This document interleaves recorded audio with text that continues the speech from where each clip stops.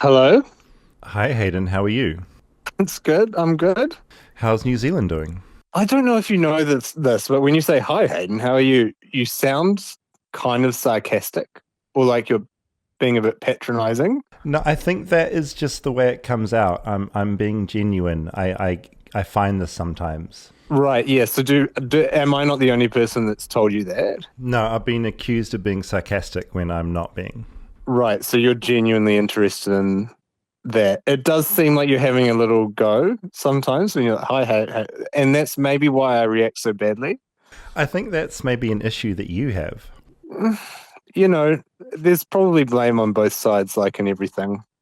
How how is your day going? I understand you and the family are out on sort of a New Zealand summer road trip. Yes. What's been the highlight of the trip so far? Oh, seeing the Morrinsville mega cow. It's a huge cow in Morrinsville, and to me, it's real. It's a model cow, not just one. It's not a real cow, but it's our national mega cow. And if I feel like if you could distill New Zealand's just pure id into one object, it has to be the Morrinsville mega cow. It's like the soul of the nation, and it was kind of amazing to actually visit and get to gaze upon it. And you can pull its udders. Today's episode of Flightless Bird is an episode that actually takes place in Australia, Yeah. and it's about sharks because there are a lot of sharks in Australia. I know the same as in New Zealand. Do you have any thoughts on sharks? Like, people are always like, they're misunderstood. They're so nice. No, they will bite you in half. They are apex predators of the ocean. You know why? There's no such sort of similar PR campaign going on for lions. You know, don't go near them. It's not. They're going to kill you. They're killers. They're going to kill. The big cats are big sharp fish teeth. Steven Spielberg did nothing wrong. I'm David Farrier, a New Zealander accidentally marooned in America, and I want to figure out what makes this country tick. Now, of course, that was the tagline for the show, and it was true when I got stuck in America after New Zealand closed its borders to keep COVID out. But the borders have, of course, been open for ages and I can travel. And recently I went to Australia, where I recorded some episodes of Flightless Bird. Don't freak out at the format shift. Change is good, change is healthy, and this Flightless Bird is happy to be on the ground in any country, discovering its weird and wonderful ways. Australia is New Zealand's neighbour, a 3-hour flight away. But as far as landmass goes, New Zealand is much, much tinier, 3.5% the size of Australia. New Zealand has 5 million people, Australia has 26 million. And while New Zealand's main flightless bird, the kiwi, is pathetic and largely defenseless, Australia's flightless bird, the cassowary, can kill a person by kicking them to death. This is the main difference that amazes me always, that while New Zealand doesn't really have any creatures that can kill you, Australia has loads of them. And today we turn to one of those creatures, a creature we're all probably scared of thanks to Steven Spielberg. Because how could I be in Australia and not look at one of Australia's main things? Getting attacked by a shark. So, wax up that surfboard and get ready to paddle really, really fast, because this is the Shark Attacks episode.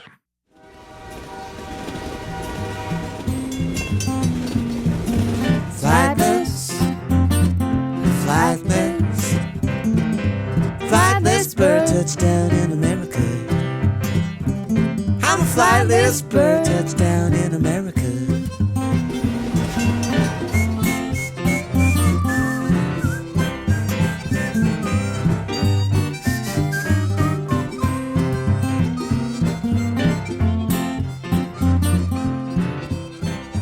Rob, how are you? Oh, that's a loaded question. We're recording this on Friday afternoon. There's been some fires, and for me, it's been incredibly disorientating and weird. Yeah, you just got back. 2 nights ago, when the fire hit Runyon Canyon, which felt a bit too close for comfort for me, I drove an hour south with some friends to a hotel in Huntington Beach. We all went in on a room. And that seemed like, because it seemed like we were getting boxed in by fires. So you boxed yourselves into a hotel room. How many were you in one room? Yeah, there were a few of us in there. Okay. There were a lot of bodies. Yep. But it felt good to get away from that. And it's just been like the scale of it, I still can't quite wrap my head around. You've been here like in California longer than me, in America longer than me. This is horrific. Yeah, absolutely. We're back in central Los Angeles now. Yep. Air quality shitty. A lot of you've had friends that have lost homes. I have friends of friends that have lost homes. There's big fires raging west and east. The one near us has gone, but it feels like we're all kind of in like, you said it before, it feels like the beginning of COVID where everything feels like deeply unknown and strange. Yeah, and like half the city is evacuated. Yeah. We got really lucky being in the part of the city where we are. Because we've got fires on each side of us. And yeah, I mean, waking up on, I think what was Wednesday morning, you could see the fires behind the skyline. And did you wake up with like a splitting headache that morning? Yeah, I mean, the air quality's been terrible. You're back masking again. Yeah, again, another COVID thing. Yeah, masks are back on again. Didn't think that was going to happen for a while. And staying indoors. A lot of stuff's closed right now because people have left. I find it hard to know like what next week will be like. It's like I feel like over the weekend we kind of see whether things settle and things get more under control. Are you on that Watch Duty app? Yeah. I think everyone in Los Angeles over the last 3 days has downloaded Watch Duty. Yeah, I saw that it's top of the App Store. Yeah, now, just obsessively watching. Like, because the crazy thing is because of the winds, the fires just will jump and end up in a totally different area out of nowhere. Like a couple nights ago, the Hollywood Hills were on fire too, which is getting closer to us. There's the other element that you mentioned before we started rolling is that there's now this element of there being arsonists out taking advantage of this time as well, right? There was a guy, like a citizen's arrest. He was out with a blowtorch lighting Christmas trees on fire. In Silver Lake, a bunch of people saw him and apprehended him at some point. What's your anxiety level? Like, you always seem pretty calm to me. Like, you didn't evacuate, you stayed. I left. What's your, like, how do you feel? Because you've got like a family as well, you know? Yeah, I kind of bounce back and forth between like total panic, but then also like want to be there when shit goes down. I feel like I can click into it when stuff is happening. Yeah. Is there that element of wanting to be with your home so that you can monitor and like you can get a hose out if you need to? Or does that like sort of factor in? No, that's less of a factor. But there is also like, I wanted to drive up to Griffith on one of those mornings at the observatory and just see like what's going on and observe. I went up that morning. I walked up. You walked up because all the roads were closed. Yeah, roads were closed. So I walked up and pretty much I was up there for 5 minutes before. It was me and there was another guy and a dog. That was it. Breathing wasn't the easiest. Like, you could feel like I felt out of breath halfway. Usually I don't feel out of breath because I do it all the time. We've been up there for about 5 minutes and rangers came up and said, you know, park has just closed, leave now. And they said it very firmly. Yeah. But it was like apocalyptic. The sky was just bright orange. Yep. Smoke over. You could see both fires out to the left, another out to the right. And that was, it felt like the end of the, not to be dramatic, like it felt like what the apocalypse you imagine it to be like from every film you've seen. Yeah. I mean, I just wanted to get up there to see like proximity wise, like what are because there's only so much looking at an app. Once I started watching the app, it started to feel like it was closing in a lot. Just looking online and like the information that is out there, like I felt okay at first, being in Los Feliz, and then once I just saw the way the winds were blowing and how it's like directly at us from where the Eaton fire was. Yeah, well, when you watch Judy, you literally see where you are. You're a blue dot. You see like growing flames here, growing flames there, and then you turn the wind on and you're like, oh, the wind is blowing this way. Well, I feel like Watch Duty did ease it a little bit. I was just looking at the other interactive maps on the internet, right? And all of those looked insane. With like the Newsweek one, like the whole city was just like purple. So I had a very surreal experience. So I left this morning from Huntington Beach. It was about an hour, 15-minute drive back. I stopped at a Walmart there because I don't have an air purifier. And I'm like, they won't be in the city. People have bought them. So let's try this. So I go in, I go to the air purifier section, all gone. It's just a whole wall of them gone. So I'm like, I might as well like get something like. So I got some bottled water because it's like water's going to be not as great as it normally is. Yeah. Not that it's normally great. Anyway, got some waters, and as I was checking out, the cashier was like, "So many people are buying waters today. Like, what's going on?" And I thought she was joking, and so I sort of laughed. And then she just kept looking at me, and I'm, "Oh no, the fires. I'm from more central Los Angeles. I'm traveling back." She just kept looking at me blankly, and I'm like, you didn't know about the fires? No idea. What? No clue, and neither did the cashier next to them. So I thought they were taking the piss. So I told these two people, there's like really big fires, like the biggest in California's history. People have died, people lost their homes. They had no idea. I know Huntington Beach is like a different territory. Like that's where I went for election night. Yeah.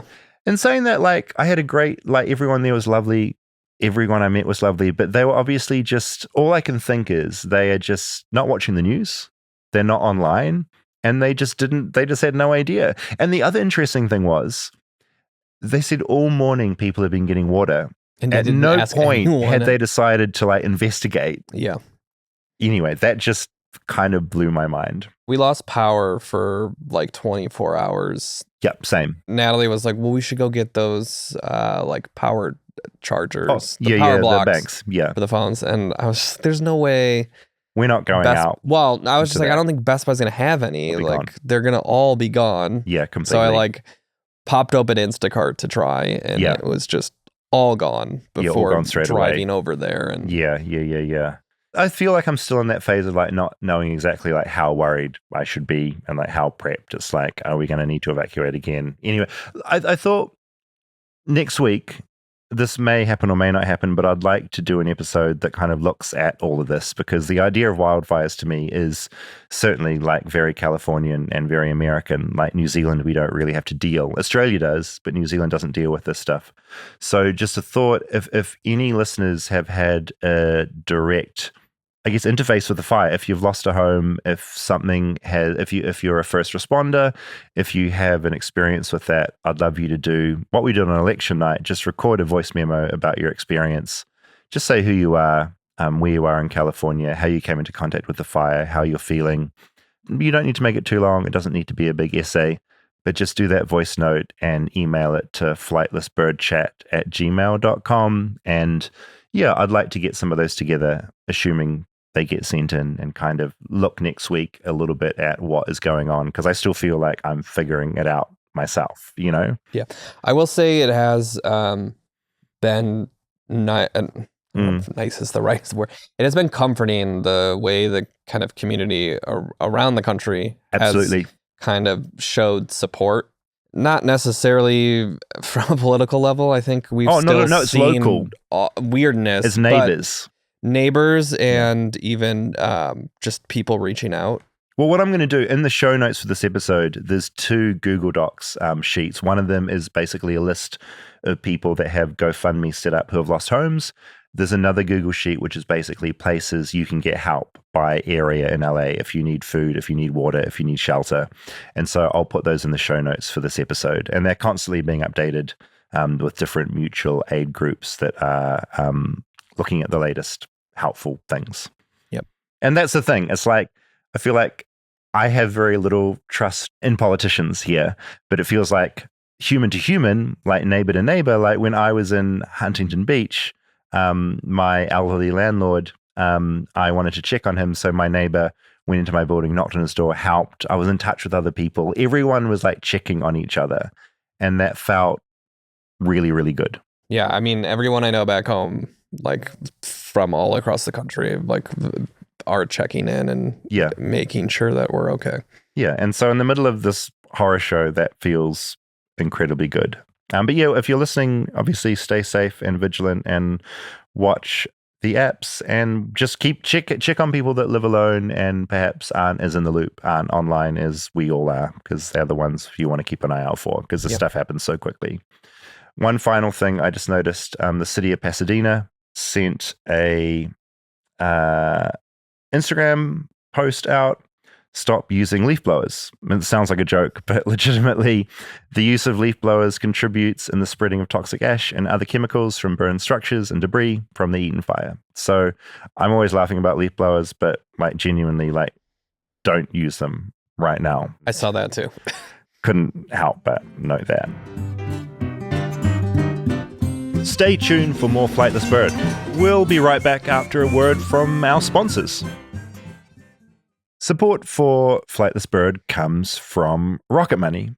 Now, Rob, if you're anything like me, you sign up for something and you immediately forget about it after the trial period ends, and then you're charged. Does this sound familiar? Yeah, I mean, I've signed up for things with different email addresses and seen that I'm being charged twice. Oh, yeah. Since everything now is a service, it is so easy to forget to cancel even if you've marked it in a calendar and you're not using them at all. In fact, I learned that 85% of people have at least one paid sub going unused every month. And thanks to Rocket Money, you can now see all your subscriptions in the one place and you can cancel the ones you're not using anymore, which ends up saving you a lot of money. Rocket Money is a personal finance app that helps find and cancel your unwanted subscriptions, monitors your spending, and helps lower your bills so you can grow your savings. A really cool thing as well is that it even tries to negotiate lower bills for you, which I find amazing. They automatically scan your bills to find opportunities to save, and then you can ask them to negotiate it for you. As a New Zealander, I hate any kind of money negotiations, so I am all for this. Yeah, it's like having an assistant call and try to barter for you. Oh, it's the best. This is what I need. Rocket Money has over 5 million users and has saved a total of $500 million in cancelled subs, saving members up to $740 a year when using all of the app's premium features. Cancel your unwanted subscriptions and reach your financial goals faster with Rocket Money. Go to rocketmoney.com/bird today.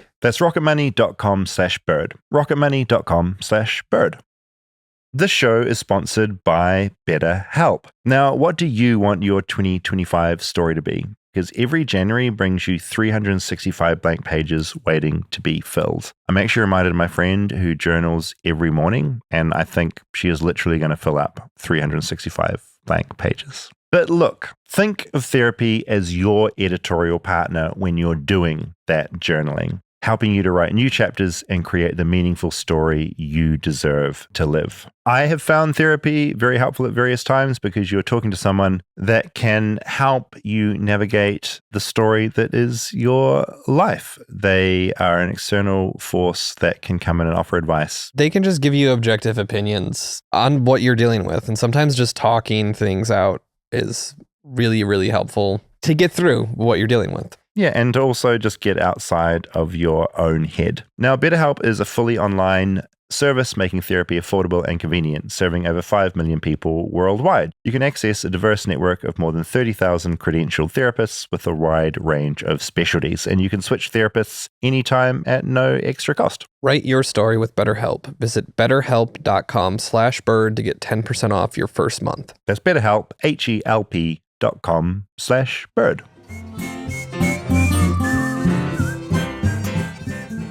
Australia. I was in Australia for about 2.5 weeks. I recorded 3 episodes, and so we're going to do episode of one of those today. It's about sharks. Can we recap kind of the Australian-New Zealand relationship? Yeah, we can. Yeah, what questions do you have about the two countries? It's kind of a rivalry, right? I liken it to Canada and America. Okay, so New Zealand's like the little brother. Yeah, so we're right down the bottom. We're tiny. Australia above, hulking, huge, massive land. I would say, I mean, look, I love Australians. Not going to knock Australians. Yeah. In general, I'd say like Australians are like a bit louder and a bit more intense than New Zealanders. New Zealanders are a bit more low key, almost in the way I think Canadians are a bit more like low key. Yeah, Americans are like very like brash and loud. I feel that difference a lot. Is the rivalry both? Because I feel like there's this thing in the United States between like New York and LA, where like there's this rivalry where I think New Yorkers hate LA a lot. Yeah, but I feel like a lot of LA doesn't. I feel like we like New York. Yeah. Is it any of that? I feel it's pretty evenly matched. So Australians do get annoyed at New Zealanders too? Absolutely. Yeah, I think we both get annoyed at each other. None of it is that serious. I don't know enough about sport to like understand the dynamics between teams, but I know like some of that exists. But mainly like our main thing is arguing over like who owns Russell Crowe, for instance? Like, is he Australian or New Zealand? Like, is the pavlova an American or an Australian or a New Zealand invention? Is the flat white, did that come from New Zealand or Australia? Like, all that kind of shit. And is New Zealand's answered all those? Oh yeah, we own all of it. Like, unless we don't want it. Like, depending on like how we feel about Russell Crowe, sometimes we're like, no, Australia can have him. I'm a big Russell Crowe fan, so I'm like, he's definitely a Kiwi. And then one of the most offensive things to you is if someone thinks you're Australian. Absolutely. Based on your accent. I had it in just Huntington Beach quite a few times, like in that because we're in a hotel, a lot of people had come in from different places, and a few people were like, oh, Australia, right? And that makes your blood boil. I tense up. Yeah. I tense up. Yeah. I'd rather someone call me like British, or I get South African sometimes, but Australian, war. Okay. But in saying that, this time I had in Australia was actually probably the most fun I've had there. I was kind of reminded of the things I liked about it. Mm-hmm. In these episodes, we start in Sydney, we end up in Melbourne. But I would say I came away from it going slightly less of a rivalry in my mind. There's peace there.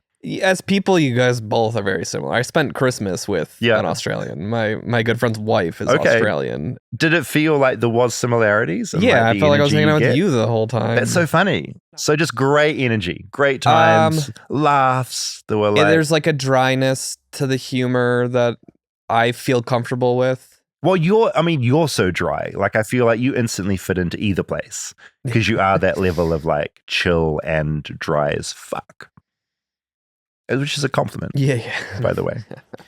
This episode does focus on shark attacks. We can sort of talk about what that means later. I just want to say I'm not an enemy of the shark. I think Hayden, in that call, he's definitely an enemy of the shark.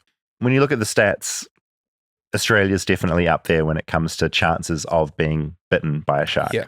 They're high. And so I think that's worth thinking about. And I thought while I'm there, I wanted to talk to people that had some one-on-one time with a shark. When I was thinking about what stories I wanted to explore in Australia, the one that rose to the surface was shark attacks. Australia has, relatively speaking, a load of them. So many, there's a whole Wikipedia page called Shark Attacks in Australia.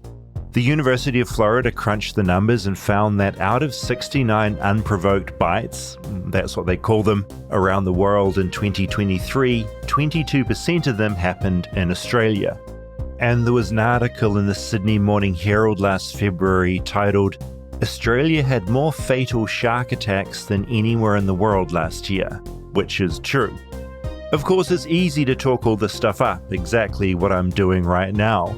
But statistically, you're thousands of times more likely to be hit by a car or suffer a multitude of injuries before you're even close to being bitten by a shark. It's a rare event caused when humans decide to throw themselves through the shark's front door and into their dining room, aka the ocean. But of course, while I was in Australia, I wanted to find out what it was like to be attacked by a shark. I didn't want to experience it myself, I had my limits, so instead I met up with Brett Canellan, who was born on I'll just let him tell the story.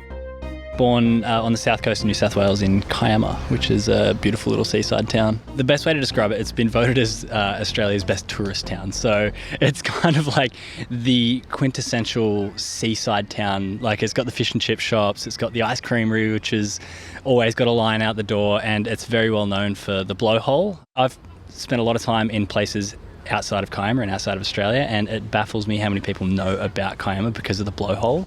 Let me interject here by saying I love a blowhole, nature's ultimate water fountain, a marine geyser that shows off how powerful the ocean can be. Just explain the joy of a blowhole for people that haven't ever seen one or heard of one. Well, it's such a rare experience, I think. Like, when you grow up around it, it's like, oh, it's the blowhole, it's there. But I think it's not until you see it on an impressive day where you're standing there on the rocks and all of a sudden this enormous crash and bang happens and this spurt of water comes out of the rocks. And I think that almost understates it. You kind of have to almost experience it. It's almost like the rocks are breathing. Brett says on some days, the blowhole in his town spurted water about 30 meters into the air. Some days it was smaller, depending on the weather. I had friends when I was younger who worked at the Tourist Information Centre, and they'd have tourists come in being like, so what time's the blowhole turn on today? and they'd be like, it's a natural thing. We don't have a switch. I guess the point of all this is that Brett appreciates the ocean, and growing up right next to it, it got into his bones. I think there's an element to growing up around the ocean where it's just a matter of time before it's a part of your life, and it's always different for a lot of people how that happens. But I think most kids, especially in the town that I lived in, you get into nippers and, you're down at the beach every Sunday. What's nippers? Most beaches have a surf club, and the surf club's responsible for patrolling the beach and making sure everyone's safe. They set up the flags, and when people come down, they know where to swim and they're nice and safe there. And nippers teaches a lot of the younger kids the skills to be able to navigate the ocean correctly. So you learn how to swim, paddle the board, you learn how to rescue people. At the time, he wasn't really imagining he would one day need rescuing. He was just having fun. He quickly took up bodyboarding, and by 11 he was surfing like his dad, and he says he never looked back. But I think the thing about surfing that was the best was just how cool it was. Like when I was younger, it was only me and a couple of friends in school that surfed, and as soon as you jump on the surfboard, you're almost like automatically a couple of steps cooler than what you were before, and that's probably not true. but I just felt like it was such a cool thing. You look at pro surfers and the life that they get to live, and I always thought that was the coolest thing to be able to do. Growing up, and certainly when you were surfing, how much of a concern were sharks? When you grow up around the ocean, you're always aware of that, inherent risk that the ocean is where the sharks live, and you have to be aware of that. I think there's always that bit of respect that you have to know when you're going in the ocean, you're going into their home, and it's the decision that you have to make whether you feel comfortable whether you're going in there or not. Yeah. I had never, when I was younger, had any encounters with sharks. I hadn't seen any. I think it had gotten to the point where you're not complacent, but you start to look at the fact that you've been surfing for 10 plus years, you've never seen a shark, you've never had any friends who've seen one or had an encounter, and you start to think those odds there's a lot of other things you should be worried about. That's a very Australian mindset, I think, especially when it comes to nature. When so many things can potentially kill you, from spiders to snakes, at some point you just have to keep on living your life. You can't lock yourself away inside all day. And that's kind of the problem with when you start to talk to people who are not from Australia, who think that you walk out the front door and you're going to die every time you go outside. And it's not like that, but you can't live in fear at all times. And I'd probably gotten to the stage in my life where, again, not complacent, but you start to think the odds of that happening aren't realistic in a way that it's going to make a difference in how you approach going into the wild. Of course, as tends to be the case, the second you become complacent in life, well, shit's about to go down. How did your morning start? What was the plan? My morning started at 2:30 a.m, which is not the best time to start a day, but it actually started because I got a phone call from my boss. So I was working in a surf shop at the time, and the phone call from my boss was to say that the surf shop had been broken into. Now, a lot of people hear that and they say that's an omen, you should have just stayed in bed that day. but that's how my day started. And my day basically consisted of talking to police, trying to figure out what had happened, cleaning up the glass, documenting what had been lost, and all of these sorts of things. So by the end of the day, we didn't open the shop that day, but I had to clean up and wait for the front window to be replaced. So because I dealt with all of that, and it's a pretty shit day anyway, that's what led to my decision to want to go for a surf. Because surfing for me, beyond just being something that I enjoy doing and something that I happen to be okay at, was always something that it was a release. Like, it's my sort of way of coping. So Brett was having a bad day. It was time to go leap in the sea. He texted some friends, or mates as you call them in Australia, seeing if they wanted to come. One of them, Joel, took the call. So I'd been surfing for maybe 15 minutes when Joel decided to rock up and paddle out as well. He'd actually brought his partner down to the beach that day as well, which was super rare. They've been together for a long time, but she doesn't usually come down to the beach and watch him surf. This is an important detail because Joel's partner was a nurse. That would come in handy in a little bit. Yes, I'm foreshadowing. You'll just have to put up with it. I was just sitting at the back, waiting for the next wave to come through, and I was literally sitting there saying to myself, man, it's been a pretty bad day, but at least I've been able to do this. Like, at least I've been able to come and do something that I love, chat to a mate. Like, I'm feeling better than what I did, definitely better than what I did at 2:30 that morning. And it was as I was having that thought, I was looking back towards the beach. Sun was just starting to sort of come down behind the hill there. And out of nowhere, I get struck from my right side with so much force. The best way I've used to describe it is I played a lot of sports when I was younger, played rugby. I was a small kid and I used to just get trucked by the bigger kids that would always tackle me. It felt like I was back on the footy field. I just got hit so hard and got thrown off my board. I landed in the water, and before I could even look around and figure out what had happened, I looked down, and this shark, which has hit me from the right side, has swum around to the other side of me and had bitten me on my left leg. In an instant, like the time in between when it hit me and it swam around was so quick. And that moment where I realized what was happening was one of the most surreal moments I've ever experienced, because there was this certain feeling of enormity of knowing what was happening. Like, you can't really rationalize what is going on in front of you. You just know that it feels like in that moment everything else in the world doesn't matter, everything stands still. It's just you and what is happening in front of you. And for me, it's that moment, I guess, where time really slows down almost to the point of stopping. During those slow-mo Matrix bullet time moments, he remembers 3 distinct things. They're things he still dreams about 8 years later. The first one is to feel the shark's skin. So as it bit me, the first thing I try and do is I put my hands on it, and I realized that its skin is really rough. If you're into sharks, you know that. If not, it probably comes as a bit of a surprise. The second thing that stood out to me was just the complete absence of sound. And it wasn't like there was any water splashing. It's not like the shark was making any noise. I was screaming in that moment, like screaming for help based on what Joel had told me later on. But for me, it's just complete silence.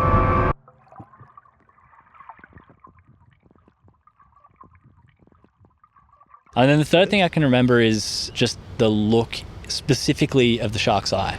So I'm like looking down at this thing and I kind of just lock eyes with, it doesn't really have the characteristic of an eye, it's just black.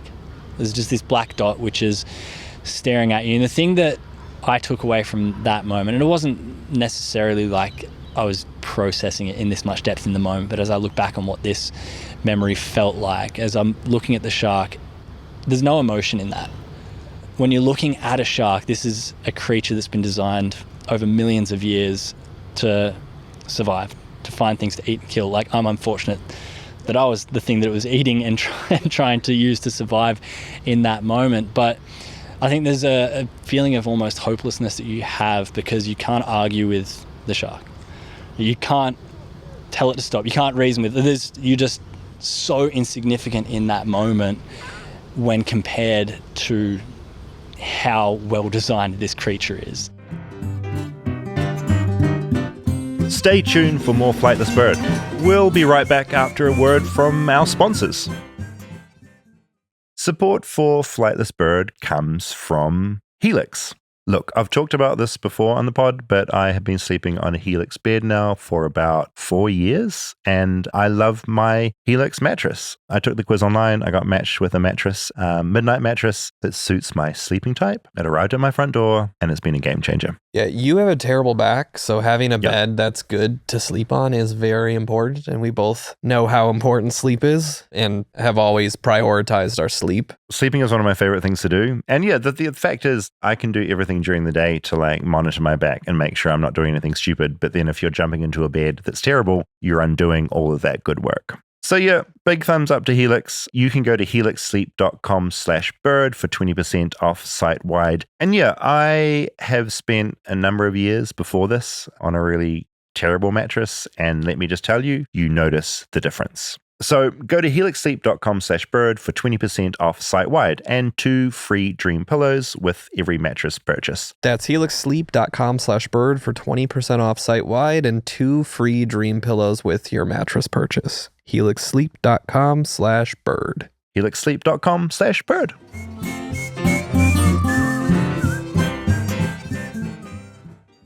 Okay, so you're looking down, you're looking into the eye, you're feeling this thing, the sound's gone, eyeball staring at you. One eye or 2 eyes?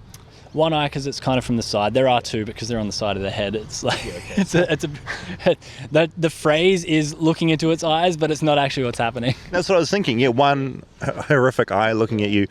What happens next? It's on your leg. What happens? What's the feeling? So there's no pain. A protection mechanism that humans have developed when going through situations like that. I'm not thinking about this in the moment. I find this out later on. So there's no pain. I'm just acting on instinct. And the instinct for me in that moment, the first thing to do that everyone who's probably listening to the story, everyone's like, I've heard you got to punch it. Heard you got to poke it in the eyes. That's what I've been thinking. Much easier said than done. I'm not sure if you've ever tried to punch through water before. Nearly impossible. My response is actually the incorrect response, but it's the one that probably makes the most sense. I pull away from the shark, so I guess it's the human response. Like if a spider crawls across the bench here, you're going to get away from it, and that's what I do. The reason this is a mistake is when a shark has a hold of your leg and you pull away from it, it doesn't realise your intentions and just let go. It holds on to that chunk of your leg, and when you pull away from it, it just shreds everything inside. Leg goes with it. Exactly. So I lose a massive chunk of my left leg as I pull away from the shark in that moment. Do you sense that's happening? Do you see it, or you don't know? No, so right away, my first instinct is to not look down. And I think a big part of that is just knowing that whatever's happening down there isn't going to help me. If anything, I just put my head down and try and swim as fast as I can. And I get about 20, 25 meters in, and I have the terrifying thought, and it's the thought that I think a lot of people would associate with this moment. The thought is, I wonder if it's going to come back a second time. And it's a good thing that I have the thought, because I look over my shoulder and see it coming through the water a second time, and luckily have enough of a reaction to put my hands out to try and stop it. I'm right-handed, so my right hand's got good aim. That lands square on its nose. My left hand doesn't have as good an aim. That goes into its mouth. This is my cool scar on my hand from just grazing its teeth, like just brushing against it. He holds out his hand to me. There's a gnarly, jagged scar there. Luckily, you get it out before it bites down, and I have both my hands on the nose of the shark as it's pushing me through the water. I'm lucky that it's at least pushing me towards the beach, but I'm not going to let this thing push me all the way to the sand. Like, you want to get away from it as quick as possible. So I actually see a wave approaching, and I think the best opportunity I have to get away from it is when the wave hits me, try and push it to one side as hard as I can, and just hope that the wave pushes me into the beach. His plan works, mostly. He doesn't hit that wave gracefully and body surf in. He tumbles and tumbles. And I look up again, and luckily this time I don't see the shark coming back for a third time. I actually see my mate Joel. He's actually paddling towards me as fast as he can. His mate Joel had heard Brett screaming. He'd seen what was happening, and he was paddling directly towards Brett, which means he's paddling directly towards a shark. I think that's just worth pointing out, because I'm not sure all of us would do that. The other thing in this picture, Brett has lost his surfboard. When the shark bit into his leg, it also bit through his leg rope attaching him to the board. So Joel pulls him up onto his surfboard and paddles him the rest of the way into shore. The first thing he does is he grabs my leg rope and ties it around my leg. He immediately knows I got to tie a tourniquet because he can see how much blood that I'm losing. And there's a feeling like the moment I can touch sand, there's relief, not only in the fact that, you know, I'm no longer in the ocean and the shark is no longer a threat, but for me there's the feeling of, okay, everything from here on, there's help now. Even though I didn't know how much help there was, there's the feeling when it's you versus the shark, you're totally helpless. But the moment Joel gets there and can start to get me to beach and to save me, it starts to feel like there's a little bit more hope. Joel then sprints up the beach to find his wife, the nurse, who then calls 000. It's 000 in Australia, not 911. I was lucky that his partner is an intensive care nurse, and the other person that was walking along the beach, very slowly and casually, who then came to help Joel tie tourniquets, was also a nurse. So not one nurse, but two nurses. It's got to be some of the luckiest things that I could ever consider. Like, from where the shark bit me, it missed my femoral artery by 2 millimeters. This whole time, Brett didn't look down. He didn't look down at the damage until 3 weeks later, but he did clock how other people on the beach were reacting as they started to gather around him. At the start, the first few people just looked shocked with what they saw. And again, that's another reason I didn't have to look down. I knew based on those those looks that I knew how bad it was. But like, I had a lot of pain in my stomach when I was on the beach. And I thought I'd been bitten there. And I later on found out that was actually my organs starting to shut down due to blood loss. Of course, this whole time I'm sitting here with Brett, I'm thinking, how bad was it? I mean, he's alive. He still has both legs. I can see that. But I realize I'm not sure about shark attack etiquette. Am I meant to look down at his leg, or is that rude? Luckily, he senses the elephant in the room, and he pulls his shorts up a bit and shows me his thigh. And I react in an incredibly chill way. So that's what Yeah, it looked fuck. like. I'm looking at an upper leg that has a lot of scar tissue, and that's sort of sunken in. I lost 3/4 of my left quad.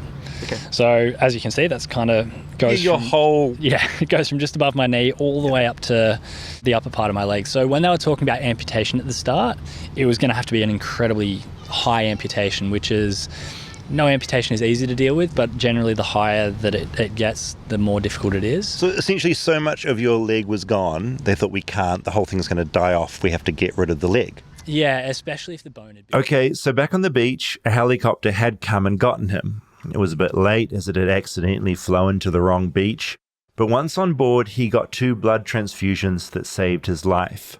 While he was unlucky to be bitten by that shark, he was also very lucky. It not only missed that artery that I spoke about, but when I pulled away from it, it didn't bite all the way through. It kind of just grabbed onto the meaty part and tore it off, almost like, I don't know, getting meat off a bone. Like, I don't know. Yeah. There's probably a cooking reference you can use there somewhere, but... I sort of made eating a kebab and sort of pulling the meat off the stick. Yeah, that's probably the best way. The surgeon had a plan. The team took his lat muscle off his back. That's the muscle that runs from just under your underarm all the way down to the lower back. They took that entire muscle out and transplanted it onto his leg. So the muscle I'm currently seeing flex on his thigh is actually his back muscle. They connected the blood supply to keep it alive. They connected a big nerve. Then they took skin from his calf, hamstring, and upper hip to cover up the damage. Good news, he had his leg. Bad news, the doctors told him he'd never surf again. It was at this point Brett got a visit from the Bite Club. So there's something called the Bite Club, which is a support group for people who've been attacked by sharks. It's so specific. Is this an Australian thing or a worldwide thing? It is a worldwide thing, but it started in Australia. There's a guy whose name's Dave Pearson. He actually came and visited me in hospital. And anytime someone is attacked, he'll either go and visit them himself or send someone in to go and visit the person. And the main purpose of the Bite Club is what they do is they realize that it's a very rare occurrence and you can feel very alone in what you're going through because of that. And it's just about creating a little bit of community and the knowledge that you're not the only person who's gone through it. So they pair you up. And this is the strange thing when it comes to thinking about shark attacks. It's something I've been thinking about a lot this whole time. There are the scaremongering stats that you can pull out, like the ones I did at the start, how some years Australia has more fatal shark attacks than anywhere else in the world. But at the same time, they're so rare. It's their rarity that makes them so interesting. But it also means that if you're attacked by a shark, very few people can understand what it's like. That's why I wanted to talk to the president of the Bite Club, who says, and I quote, "The initiation is a real bitch." Well, my name's Dave Pearson. The Bite Club was born out of my search for answers to how do I move forward after my shark attack. Dave's shark attack happened about 13 years ago now. Like with Brett, he was attacked by a bull shark while he was surfing, but instead of clamping down on his leg, it went for his arm. Movies are pretty corny, aren't they, when you watch some of the movies? But I remember sitting on my board watching the blood and how far it was actually squirting out of the artery in my arm, and I went, holy dooly, that was probably going a good 5 to 6 foot away because my heart would have been pumping like a train. And I looked down at my arm and the bones are white, and I went, oh, bones are white, like just stupid things. And I'm trying to tuck all the muscle and skin back together and squeeze the vein and try and stop the bleeding. And, it was then I became aware that one of the guys was actually shouting out to me. And I went, shit, I've just been attacked by a shark. And he was quite a fair way away, probably 20 meters, maybe 30 meters away. And according to the other guys was screaming, Dave, was that a shark? Was that a shark? And I was unresponsive because I was obviously stunned. When I came through, all I heard was him screaming at the top of his lungs, "Dave, was that a fucking shark?" And I went, by then I was looking around at the water, bright red around me, and I went, shit, that's me. And this big shark underneath me. And what astounded me was the actual physical size of it. It was huge. It was like watching a 44-gallon drum swimming around underneath you, and it was big and broad. I went, shit, that's not good. So I'm trying to get in, and the next thing I'm back on the bottom of the ocean getting rolled around by a wave, feeling all the skin on and muscle on my left arm flapping around as I'm doing it. And I'm thinking, don't fall off. Like, my skin, don't fall off. I'm going to need that, hopefully. And so I'm trying to hold that together under the water. And then I came up to the surface and got hit. You know, waves come in 3 and 4 wave sets, and I got every single one of them on the head. And it was when I was underwater, I think probably after the 4th one, and I was seeing all the stars. I'd run out of air. I was blacking out. And I went, wow, I'm going to die. And I went, wow, fancy dying surfing. It's just like time slowed down so much. And I went, well, it's not such a bad way to die in the ocean. I remember thinking that, and I went, I've had a pretty good life. You know, by then I was 48-year-old. I thought I've had a pretty good life. And so I was okay with dying. And then I started thinking about my kids. You know, my daughter was 17-year-old at the time. You know, my son was 25. I had a partner. She was looking after me all the time. And I went, shit, I can't die today. And I went, not today, Dave. And just when I said that, I kind of felt the sand under my feet and pushed as hard as I could and got back to the surface. And once again, you see, they do it good in movies. You suck in that air, and it's just like, wow, that's the sweetest thing ever, is just that oxygen that you suck in.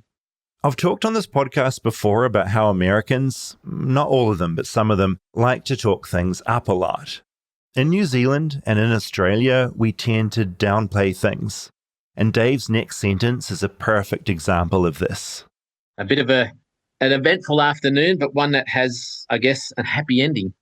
Like Brett, he had friends out surfing with him, and they too paddled directly towards their friend to help. Dave lived. Surgeons got very close to an amputation because in his case, the shark had bitten into his bone. Infection was a real threat.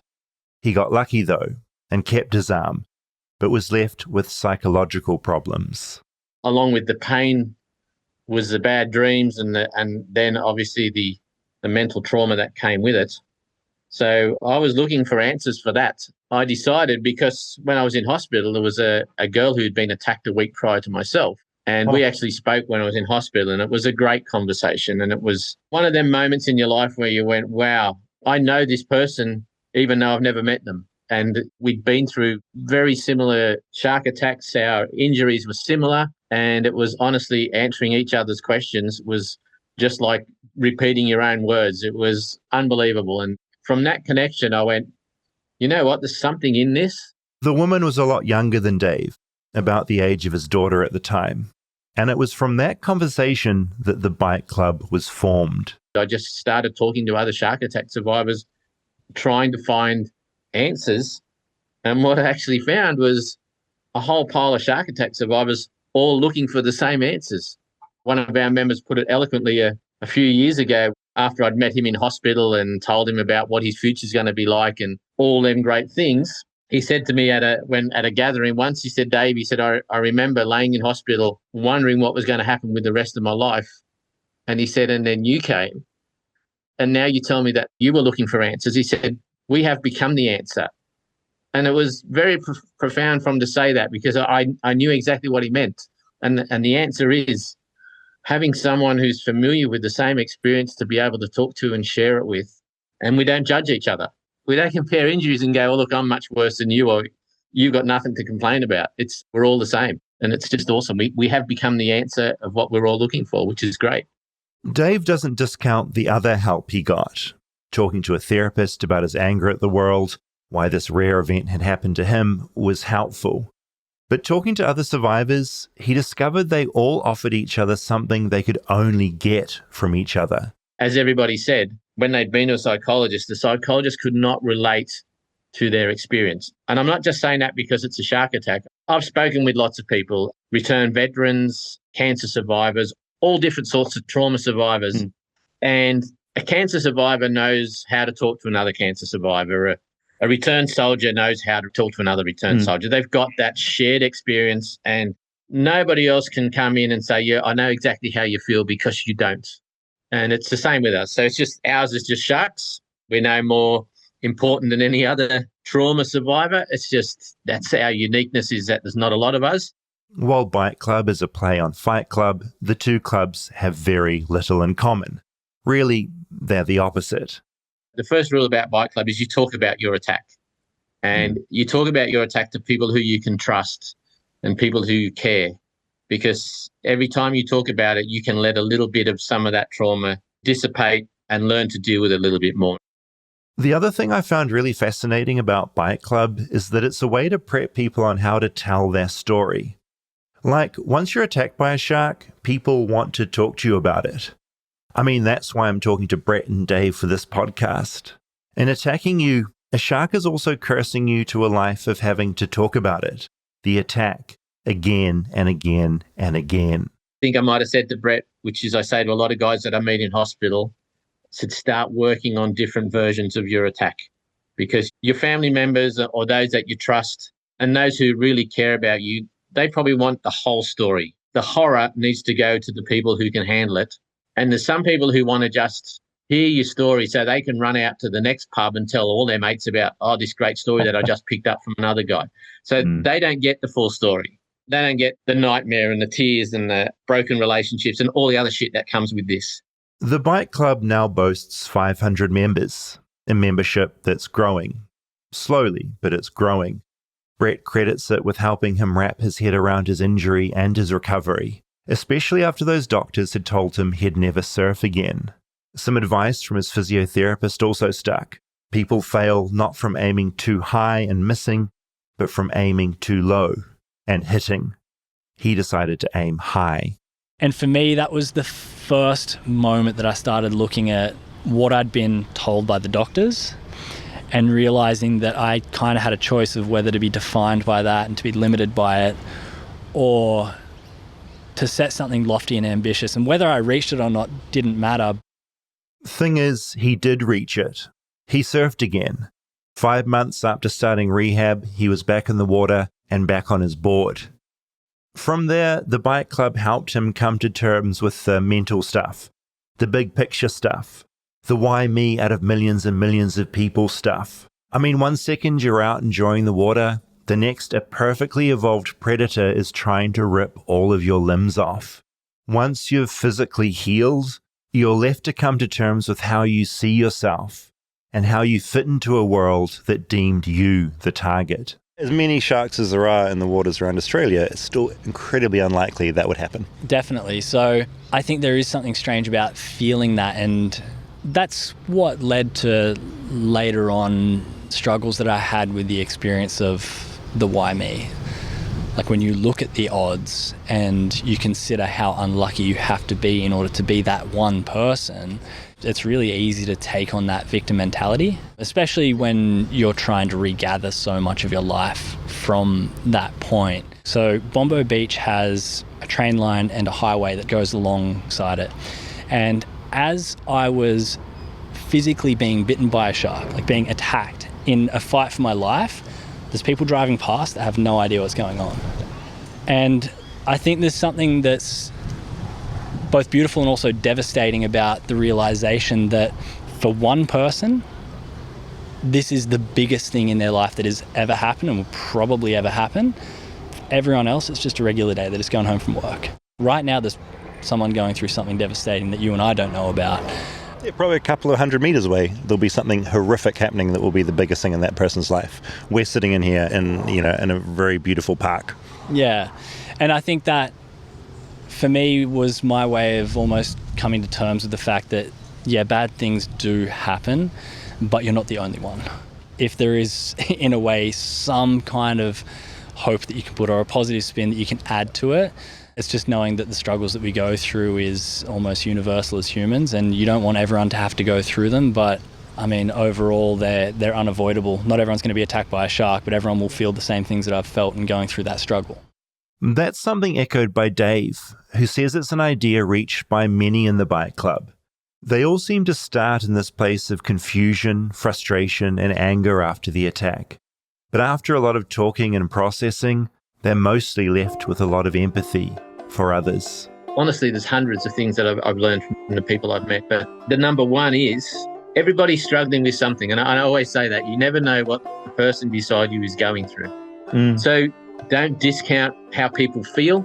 Always try and show a bit of empathy and try and see things from their point of view and try and understand how they're approaching what their struggle is. And if you can help them, even a kind word or an arm around the shoulder, it just makes a huge difference. So, yeah, just the number one thing would be to try and understand and not judge others. I get to hang out with some of the world's most inspirational people. And as a young guy who was attacked just a few months ago, just up the coast from me, I seen footage a few days ago of him trying to surf one-legged, no prosthetic, just balancing on one leg on a wave. And outstanding. And you go, this young guy, as tough as his life's going to be with only one leg now, he's going to be so much of an inspiration to so many people and already is. So his attitude is he's got a filthy mouth, but, you know, he said, this fucking thing's not going to fucking beat me. So that's his way of looking at it. And you go, good on you, you know, like it is just so good. Like you just look at these guys, their jaws are laying in the water from watching this and you go, this guy is just inspiring people by just doing life. Yeah. So yeah, I get to experience that all the time. It is honestly so uplifting.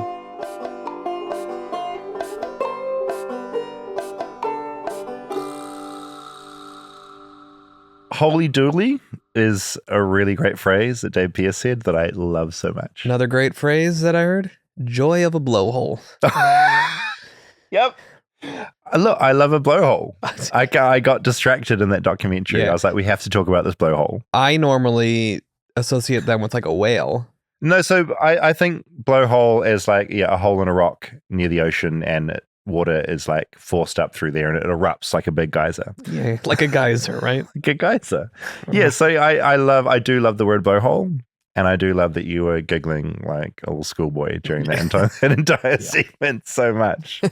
Yeah, that was just, they struck me, both those men they're so deeply Australian because they are so lighthearted about everything and just say everything in such a like practical, matter-of-fact way. Well, and you found like the surfer beach Australians too, which is like the stereotypical Australian. Totally. Yeah. I didn't know about the bike club. I didn't either. Until Brett told me about it. And I was just like, sorry, coming in? The bike club?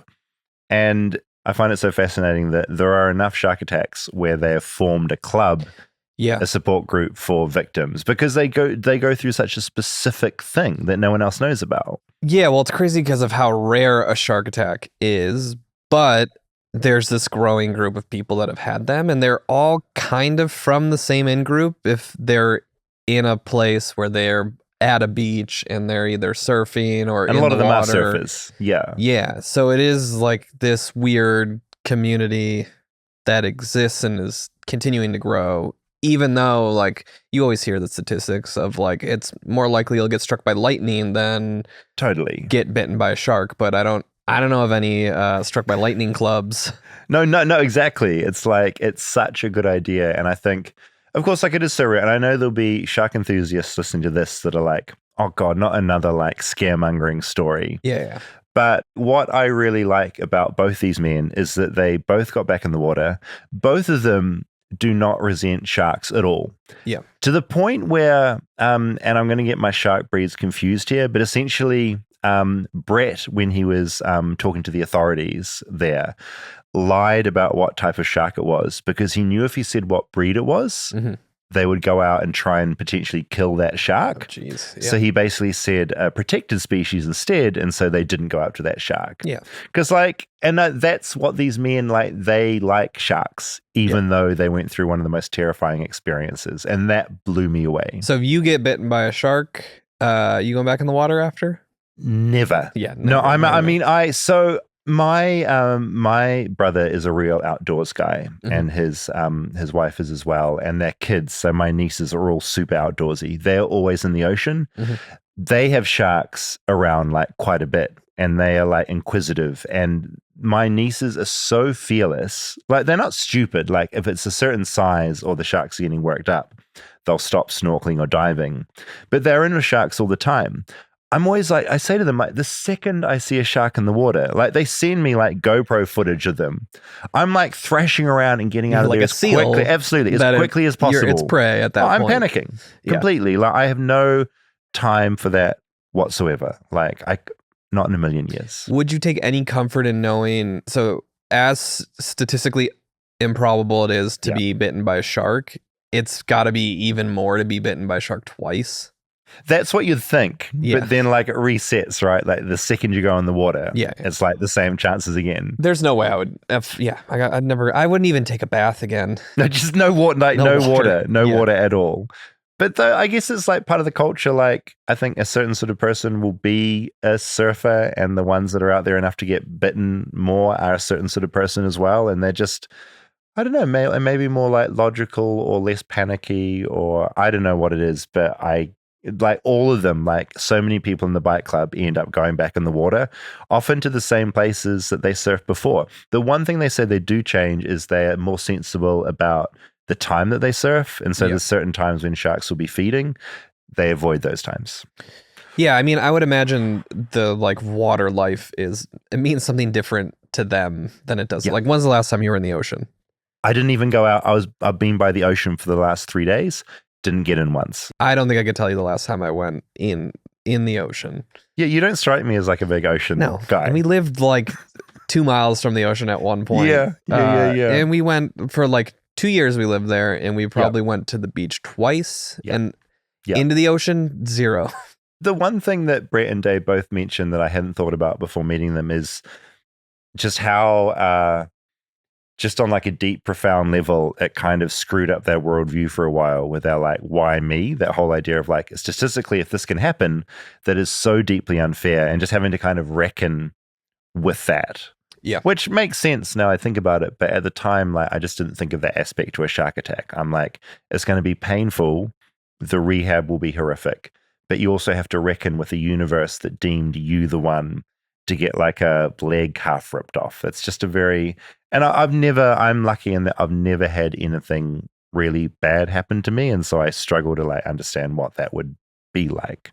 Like I've been lucky. Yeah. I mean, I think anything involving like primal wild animals attacking you sounds pretty life altering. Totally. And like to be prey of something. Yeah, we walk around thinking like we're the apex predator, right? But it's like at times you're reminded that, oh no, in the ocean, like you're absolutely not. And this thing can like completely mess you up. Like the worst animal encounter I've had would be like that squirrel that bit me, you know, but that wasn't like apex. That was just my own stupidity and like putting my hand out. We, a couple Christmases ago went to stay on a farm in Texas that had a bunch of miniature goats. And there was one of the most threatening animals. Not big, but there was one little one that was like, they want to charge. Satanic, like would just wanted to fight. Yeah. And like cornered Calvin too. Oh, and Calvin. like we had to go and like try to get this goat. And when like an animal gets into that state and is like just out of control, it's scary. Like him climbing, like Calvin was climbing up on the picnic table trying to get away from it, and like, oh my God.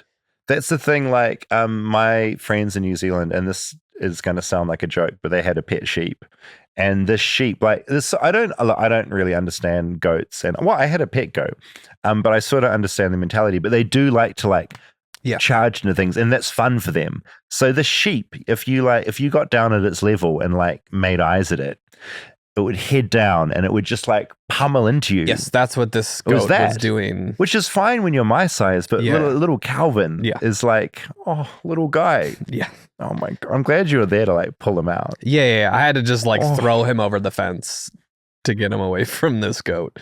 Before I forget, in the show notes for this, Dave Pierce, by the way, like there's a Facebook group for the bike club, and I know this is going to be very rare, but he's like, if you've got any listeners who have been like attacked by a shark, which is so rare again, he's like, put my email in your show notes. And so I'll do that because he just desperately wants to be able to talk to people because he's like, that's his passion in life. Do you think we have any listeners that have been? I hope bitten not. by a shark? I mean, also maybe like CC us in the email as well. Yeah, let if us you know, have, because I'm super curious. But I mean, there are shark attacks all over the world. There's a chance our listeners have been. Yeah, and I guess maybe our audience is higher in New Zealand and California, a little bit. which are two shark attack areas. No, do. So email flightlessbirdchat@gmail.com when you email Dave Pierce at the Fight Club. Our show notes will have his email.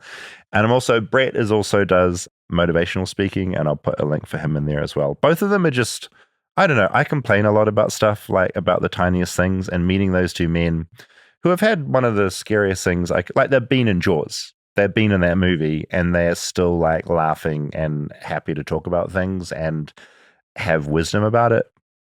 Blew my mind. Yeah, I feel like so many of those stories too, like there's all of these little miracles and things that are happening as part of it too, where like there's 3 nurses within range and that millimeters away from an artery. Totally. From that, it's like, why me? But also, oh no, something is looking out for me. And I am also okay somehow through all of this. Luckily, unlucky, or I don't know. It was that though, because like it was like, lucky I get to have a surf. Unlucky, shark attacked me.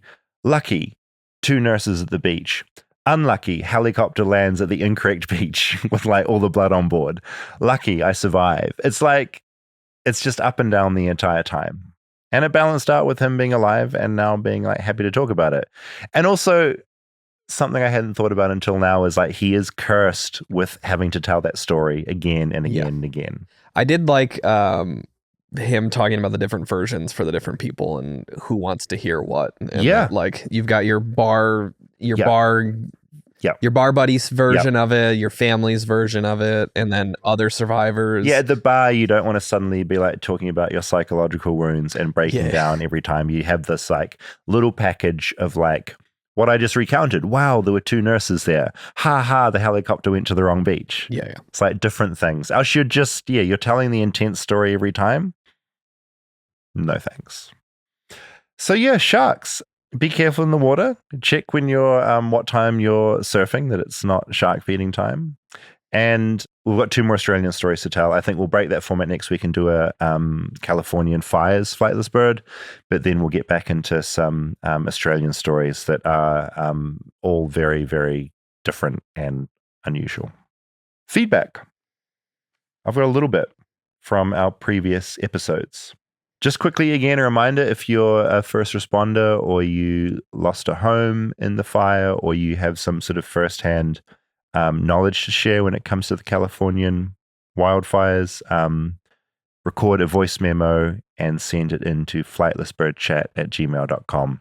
We may include that in next week's episode. A lot of listeners are finding out that, and I've talked about this before, Roosevelt name is not Roosevelt. So I'm wondering if you can help me with accents. Yes, Roosevelt. Roosevelt, as in a beautiful rose flower and a big bell. Rosa in Spanish, right? Because it's R-O-S-A. Right, Rosa. Yeah. Rosa. R-O-S-A-B-E-L. Yeah. So Spanish rose, bell. Roosevelt, what about that sounds like Roosevelt? I can hear it when you say it. Roosevelt. Anyway, it's not Roosevelt, it's Roosevelt. Anyway. It's like you just said the same thing. It's not Roosevelt. That's the problem. It's this voice. So anyway, just clarifying. Deb wrote in saying, I may not be your target demographic. I'm 66 years old and I love your podcast. And then we also got an email from Jill straight after saying, my son Joseph is almost 10, loves listening to your podcast. And I thought that's nice. And also the 10-year-old loves playing with Lego. So further proof that I am just a child. Calvin weirdly out of nowhere last night. We went to drop some clothes off for donation at another family's house. I was collecting it. He was like, "Can we watch Jaws tonight?" Oh, really? Just out of nowhere. I wonder where that came from. We did the like back lot Universal tour. Oh. Like not recently though, over a year ago. But it made an impact. And he got real freaked out by the Jaws part because you like drive the car up and then the shark comes out of the water. Wait, so what age would you like let a kid watch Jaws? Because that is like a primordial terror in that film. I don't think he's old enough. He got like freaked out from Squid Games, the Squid Games 2 trailer. Okay, I was going to say from Squid Game. I'm not surprised he got freaked out from Squid Game. He got freaked out from like would not go to sleep. He's like, every time I close my Yeah. eyes to go Oh. to sleep, I see Squid Games. Oh, little guy. I've got friends with kids, and I feel like sometimes like the posters for different horror films are like way too scary for kids to see. We're just like scrolling the Apple movies sometimes, and like Longlegs has been on there for the longest time, and like that image. No, like just freaks see him it out in every his time. terror. Across from Maru, they had the Alien billboard for the longest time. Oh, which is that like face hugger on a face, right? Yeah. Which is as an image is just Terrifying. horrifying. Yeah. Like Vincent pointing at that and like asking what that is. Dada. Just like new fear unlocked for your kid. I don't envy you being a parent sometimes. It's like seems so hard. Calvin also does this thing where he's got a friend that has an older brother that claims that he sees everything. Like, I heard he saw Smile too. Like, we can watch that, right? And I'm just like, there's no way this kid's saw full of this. shit. And like, I know you're gonna be scared as shit if I'm like, cool, let's do this, buddy. Let's watch this not movie. in a million years. Because you'll be dealing with that for like years of like weird bad dreams and stuff. Yeah, like, I mean, I remember seeing it when I was about his age. Oh, the Tim Curry. Yeah. And it scarred me. Yeah, I feel like because that was a TV miniseries, right? So that was just on TV. Yeah. And there's the blood in the drain and then the bathtub and like shower thing. Yeah. Like that freaked me out for so long. It's funny the images that I think even when they make those films, sometimes they don't know the image that is going to be seared into like some people's brains. Like there's certain things that are just like that carry. Sewers now? Yeah, like whenever I see a sewer drain, it's it. Yep. Permanently change like what sewer drains represent. I hate sewer drains so much. And in LA, they are big. Yeah. There was a guy the other day, like fish. I think something had fallen in. He like had his arm and he was like literally fishing down there for something. Oh, I was like, no. Zed wrote in, when I mentioned Focus on the Family, that I want to do a story about that particular conservative Christian group. He said, I was raised in a family that strictly adhered to the tenets of Focus on the Family. I wouldn't call it a cult, but it's basically a cult. I know a few families that were into it like a cult. I'd love to hear an episode on this and then share it with my 9 siblings. Also, my parents wrote a book about having as many kids as possible as commanded by God, allegedly. I'd love to talk about it if you want an inside perspective. So I will get back to you, Zed. Kurt said, and this was in regards to the Black Box of Doom episode where we mentioned the guinea worm, about sort of how you extract them from human skin. Kurt said, I hope I'm not the first to point this out to you. Jimmy Carter worked tirelessly to eradicate the guinea worm, and his funeral is this week, and you covered the guinea worm, and you failed, in all caps, to make the connection. I thought that was amazing. Yeah. So thanks, Jimmy Carter, for your tireless work to eradicate the guinea worm. Said, I love the Black Box of Doom episode and so many feelings. I have a 5-year-old son and I'm so scared of him growing up on the internet. He doesn't have any access now, but some of his schoolmates do, which at 5 is pretty intense. Yeah. And it's wild to me. How do I protect him from going down some weird pipelines? We're aiming to make sure he doesn't have unsupervised internet access until he's in secondary school. And we already do and will continue to have an age-appropriate conversation about what might be on there. Fingers crossed. Again, I don't envy you having kids. Those conversations about like how to use the internet without, Yeah, I mean, Calvin's asked about TikTok. Has he? Yeah. I'm just like, absolutely not getting TikTok. And that's the thing, like other kids, as you say, like kids are just like siphoning stuff in, so he'll come home from school with like a whole lot of like requests. But then there is like the element of like, get him something where he can start to learn at such a young age. Like he's got this stupid little digital camera that's like a kid's one, but he was just sitting on his bed like playing, and it has like you can manipulate the photos to like blow someone's cheeks up. You're right. Like he's figuring that out and just like having the best time with that. Like loving it. Yeah. So there is like hopefully a way where you can still keep the pureness of it. Totally. Without it going down that big completely black I think the hole. second you're like connected online and one information can lead to like one video leads to another, that's where you're in. Having like a device that's sealed within that device, like that camera, great. Yeah. Scrapbooking, we mentioned an episode about that we want to do.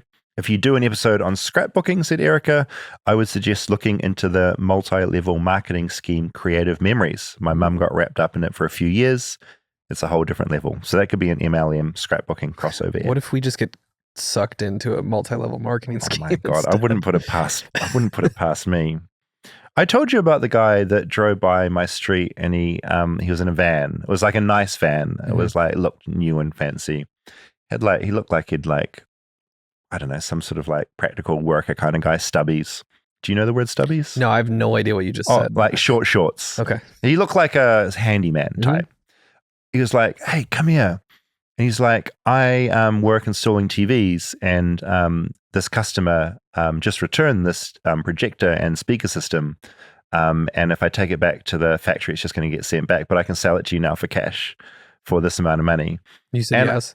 I look back at it now. It was stolen and he was selling it. But I was a moments away from going to an ATM and pulling out like a bit of cash. Like I think it was maybe $1,000 he wanted, but he had these. I did the QR code. He's like, QR code it, see what this is worth. It was about $20,000 worth of like audio gear, projector, screen, speakers, clearly stolen. Yeah. My point is, I am the sort of person that would get sucked into an MLM. Natasha said, I've been scrapbooking for 20 years. I live in Canada. Oh, instantly discounted. And once a year, a group of 6 of us women go to a place called Cypress Hills. A woman from Ontario puts on a scrapbooking retreat at a hotel resort. 80 plus women of all ages come for 4 days straight of scrapbooking. Women only allowed? Maybe. I wonder if there's men allowed. It's actually, maybe it is just a female women's one. retreat. I'll see if they'll let me in. So yeah, again, any feedback, flightlessbirdchat@gmail.com. If you had any direct stories that you wanted to share about the Californian fires, record a voice note just with your name and your story and email it in. That would be awesome. No, if you're listening and you're in California, just stay safe and check in on friends and family. And there's a lot of different groups that are gathering food together and clothing. So maybe look for some of your own stuff you can donate if you want to help. And if you have been affected, our thoughts are with you. And we'll talk to that a little bit more next week. Stay safe and stay tuned for Kelvin. I have a book that has about 589 facts in it about sharks. If you touch their skin, you'll get a cut. There's about 250 types of sharks.